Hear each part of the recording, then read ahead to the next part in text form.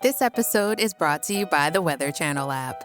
Did you know the app can help you forecast more than just the weather? With allergy tracking and flu risk mapping. So you know when to stay inside and load up on podcast. As well as air quality and UV indexing. So you know when to get outside, load up on sunscreen and podcast. Forecast more of what you love with the Weather Channel app.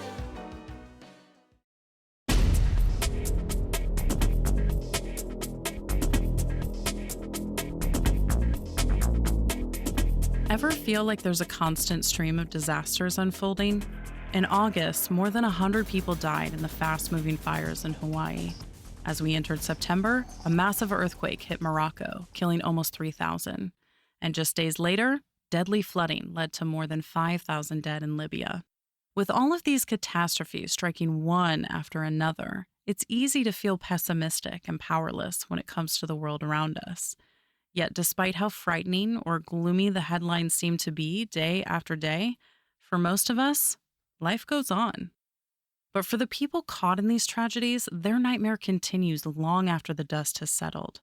Zoom in on New Orleans, for instance, and the toll that Hurricane Katrina took when the storm hit the city in August 2005. Around 1,800 Americans died, and more than 850,000 homes along the Gulf Coast were heavily damaged or destroyed entirely. In the aftermath, thousands of volunteers helped the city's residents recover and rebuild. One person involved was Dr. Vicki Mays, a clinical psychologist with training in community emergency response. I really thought we should do something. Don't just come and spend the tourist dollars, but really think about what some of the mental health issues are. And that's what I did. I actually pulled a team together from across the country. And we worked with one of the New Orleans foundations who were helping to put together a response. Mays is also a distinguished professor of psychology and health policy and management at the University of California, Los Angeles. In the years after Hurricane Katrina, she helped rebuild a framework for mental health services so that trained professionals could treat the influx of new patients dealing with PTSD, depression, and other disorders. It wasn't about what could I give each individual person and how to deal with each individual person's psychological trauma. What we did in New Orleans was first, we were very clear we weren't there to do treatment.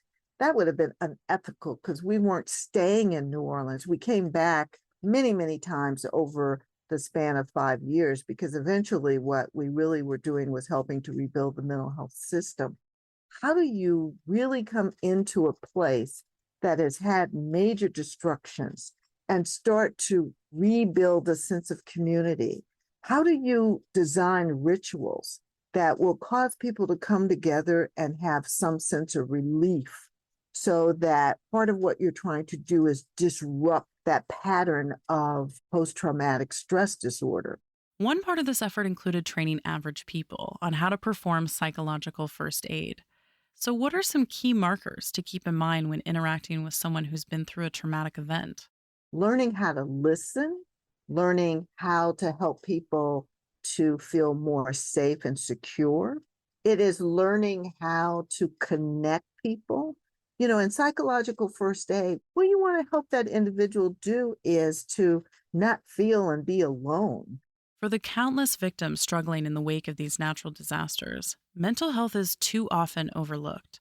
The work by Mays and others like her aims to change that. But what about those who want to help, but aren't in a position to provide psychological services? Maybe what you can do is to be the person that people contact, because this is the other thing.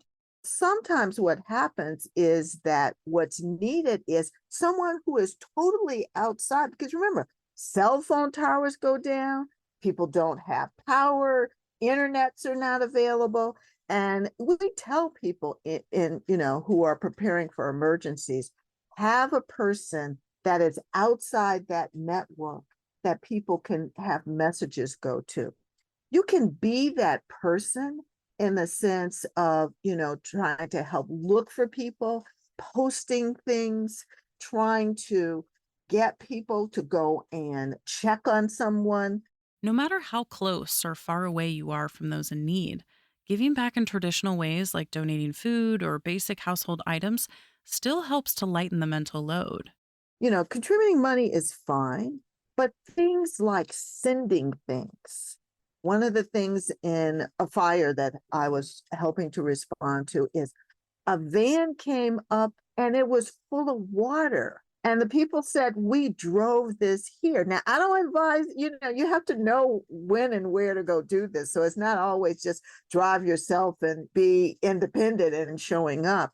But people who think about what can I do, you'd just be surprised the number of ways in which a little thing is a very comforting thing. May says that sometimes you have to get a little creative.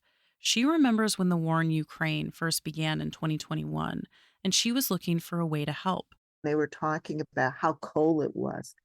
I actually remembered, I said, I still have a bunch of winter clothes that I really don't wear that much anymore.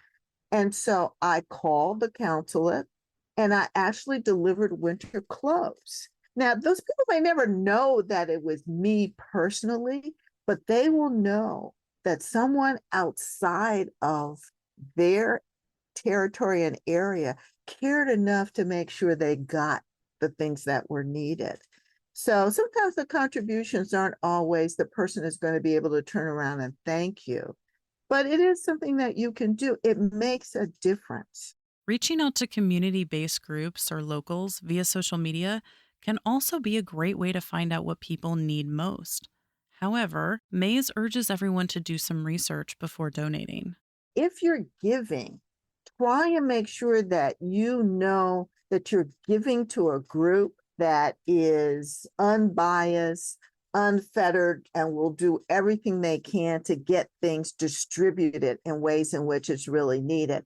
Sometimes you can give, and then you realize, for example, that that group is going to take 20 to 30% off the top for their working overhead. So I always check, and I try and actually support the groups that are already doing something there. And again, internet's great. You can look at Charity Navigator. There are lots of different ways to check it out. But if I'm really being resourceful, I try and think now, who would know? Is there an organization that I can find? Do I have friends who, if I know something about their background, that, oh yeah, so-and-so's family was from Morocco, that's who I ask. With extreme weather events on the rise, you can be sure that there's always someone out there who could use a helping hand.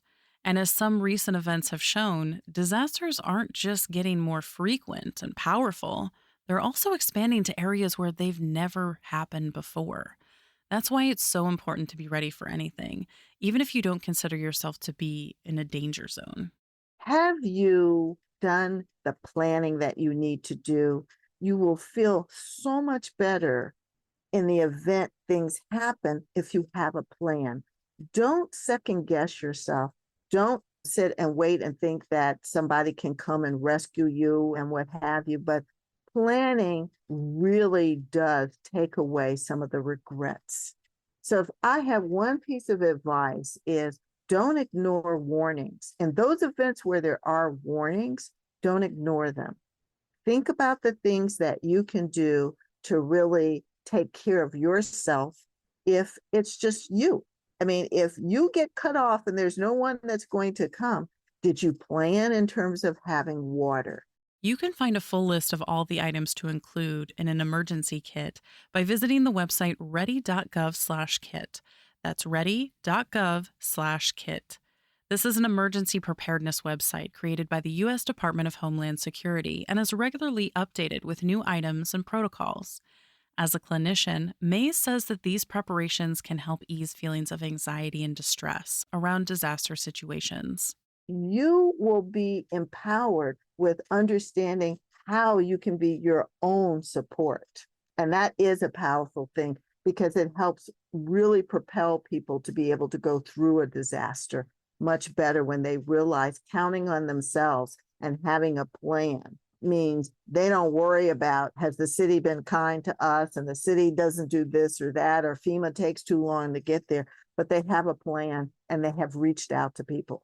You can find more information about Dr. Vicki Mays and all of our guests on our website, radiohealthjournal.org.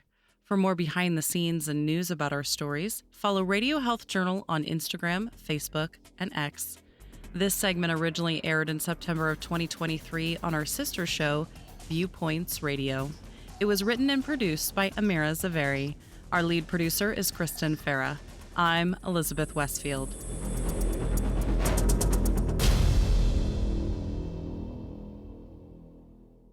Coming up next week on Radio Health Journal. Cyanide, as an example, some people can smell a bitter almond smell, and some organophosphates, which are used as terrace agents, smell a little bit like garlic. How can you tell if a person was poisoned? Then, how long can we really live using science? This is not snake oil. And that's probably, again, one of the reasons we use the word immortality, because to differentiate it from simply living another 10 years or maybe 100 years. All that and more on Radio Health Journal. I'm Elizabeth Westfield, host of Radio Health Journal. If you enjoy listening to Radio Health Journal, you'll also like our sister show, Viewpoints, which covers a wide array of topics from education to history to the environment. Here's a preview of what they're covering this week on Viewpoints.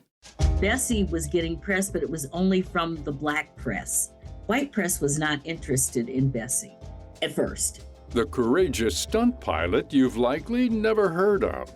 Then, when it doesn't work, meaning because you forget, you screw up. Don't turn goof-ups into give-ups. Why it's so hard to break those bad habits. I'm Marty Peterson. And I'm Gary Price. These stories in depth this week on your public affairs magazine, Viewpoints. Listen to Viewpoints on your favorite radio station, iTunes, and Stitcher. And that's Radio Health Journal for this week. Follow us on Twitter, Facebook, and Instagram to learn more. And check Apple Podcasts, Google Play, and Spotify for a library of past programs. Plus, you'll always find previous segments and information about our guests at radiohealthjournal.org. Join us again next week for another edition of Radio Health Journal.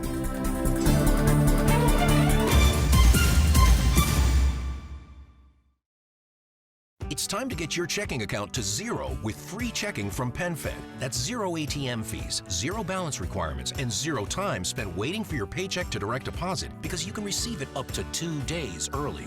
Open your account with just $25 and see how big zero can be. Apply online today at penfed.org/free checking. Early direct deposit eligibility may vary between pay periods and timing of payer's funding. To receive any advertised product, you must become a member of PenFed, insured by NCUA.